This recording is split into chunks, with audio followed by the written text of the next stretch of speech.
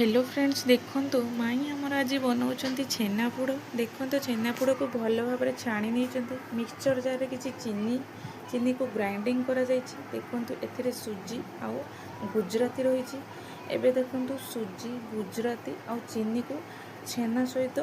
mix करागला देखो mix करने पर देखो मिक्स हो गला मिक्स करने गोटे बेला माध्यम आम छेनापोड़टी बनइबू बेलारे आम कदली पत्र देलु तापर तेल टिके रिफाइन तेल देकी ताको भल भाव में लगेदेलु कदली पत्र रे आ छेना को भल भाव में सेट करके रखिनेलु देखो भल भाव में छेनाटी सेट हो गला आबे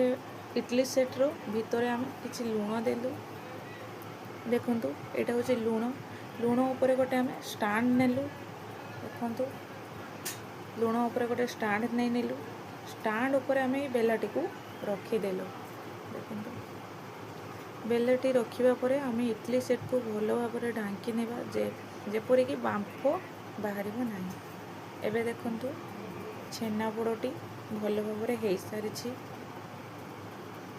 देखो आम गोटे थाली को ढाली नेलु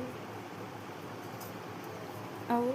जो तले दि जाइथिबा कदली पत्र को भल भाव में आम सफा करदेलु देखो कदली पत्र गुड़िक केमती पड़ी पड़ी जाइए